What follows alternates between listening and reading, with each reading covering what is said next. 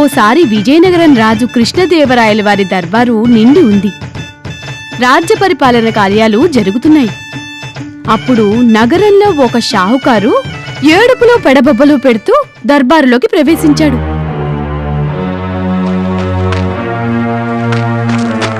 మహారాజా, మహారాజా, నేను నాశనం అయిపోయాను. ఇప్పుడు నేనేం చేసేది? ఒక దొంగ నేను జీవితంలో సంపాదించినంత దొంగలించి పట్టుకుపోయాడు మహారాజా. ఏమిటి, మళ్ళీ దొంగతనమా? ఇంతగా ఉంది. రాత్రి రక్షణ పహారా నియమించి 1 నెల కూడా గడిచింది. అయినా ఇప్పటి వరకు దొంగతనాలు జరుగుతూనే ఉన్నాయి. సిగ్గుపడవలసిన విషయం ఇది మీకు. ఆ రోజుల్లో దర్బారులో పెరుగుతూ ఉన్న రామలింగయ్య గౌరవాన్ని రాజపురోహితులు భరించలేకపోయేవారు.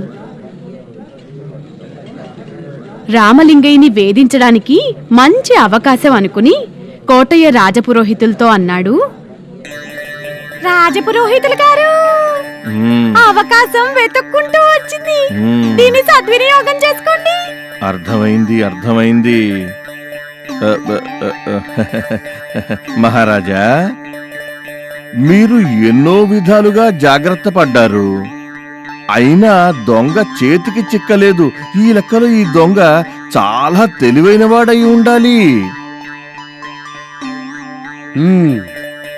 ఇక ఇలాంటి దొంగని పట్టుకోవడం, అది కూడా ఎవరో తెలివిగల మనిషికే సాధ్యం అవుతుంది. అంటే ఎవరికని అంటారు?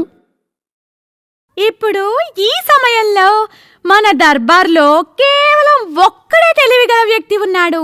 అతను తెనాలి రామలింగడు.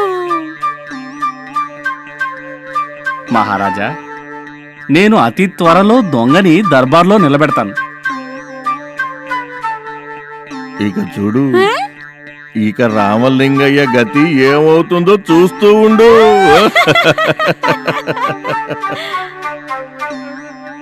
రామలింగయ్య ఓ షావుకారు చెవిలో ఏదో చెప్పి అక్కడి నుంచి వెళ్ళిపోయాడు.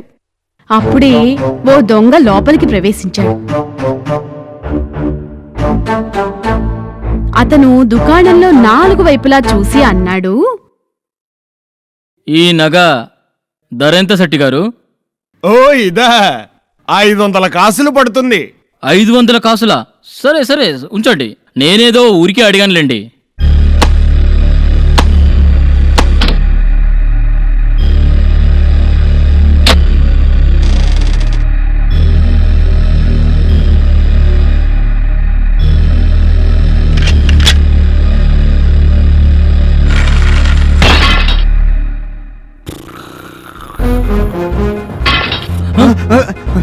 దొంగ దొంగ దొంగ, దుకాణంలో దొంగన్నాడు. మనం వెనక వైపు వెళ్ళి చూద్దాం. పద పద పద.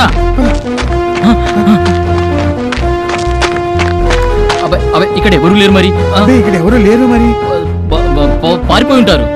బహుశా పారిపోయి ఉంటారు. అవును అవును, వెతుకుతాం.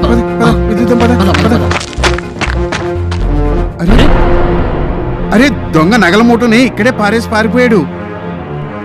అవును, నిజమే. వాడు వీళ్ళలోనే ఉండి ఉండాలి. ఎందుకంటే వాడికి తప్పించుకుని పోయే అవకాశం దొరకనే లేదు కదా. అవును, నిజమే. వాడు వీళ్లలోనే ఉండి ఉండాలి. కానీ మనం వాడిని పట్టుకోవడం ఎలా?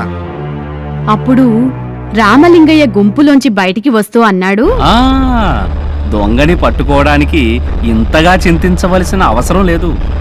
ఈ గుంపులో ఎవరికైతే చేతులకి బట్టలకి ఎరుపు రంగు అంటుకుని ఉన్నదో అతన్ని పట్టుకోండి. అతనే దొంగ. రామలింగయ్య మాటలు వినగానే దొంగ తన చేతుల్ని బట్టల్ని చూసుకున్నాడు. వాటికి ఎరుపు రంగు అంటుకుని ఉంది. సైనికులు వెంటనే అతన్ని పట్టేసుకున్నారు. అతన్ని మరుసటి రోజు రాజుగారి ఎదుట నిలబెట్టారు. మహారాజా, మన రాజ్యంలో దొంగతనాలు చేస్తున్న దొంగ ఇతనే. నిన్న రాత్రి ఇతని చేతులకు ఎరుపు రంగు అంటుకుని ఉంది. రామలింగయ్య చెప్పారు కాబట్టి ఆ విషయాన్ని మేము గమనించాం. కాని రామలింగయ్య, ఎరుపు రంగుకి ఇతని దొంగతనానికి ఏమిటి సంబంధం? మహారాజా, వ్యాపారులందరికీ షావుకార్లకిను నేను వారి నగల ఇనపెట్టెలో ఎరుపు రంగు బాగా చల్లమని చెప్పి ఉంచాను. అందువల్లే దొంగని రంగు చేతులతో పట్టుకోవడం సాధ్యమైంది మహారాజా. భలే రామలింగయ్య, ఏమి తెలివి ఉపయోగించావు నువ్వు. మేము నీపై ప్రసన్నులమైనాము. ఈ సంఘటన జరిగిన తర్వాతే ప్రత్యక్షంగా పట్టుబడడం అంటే ఏదో కాదు, ఇదే మరి.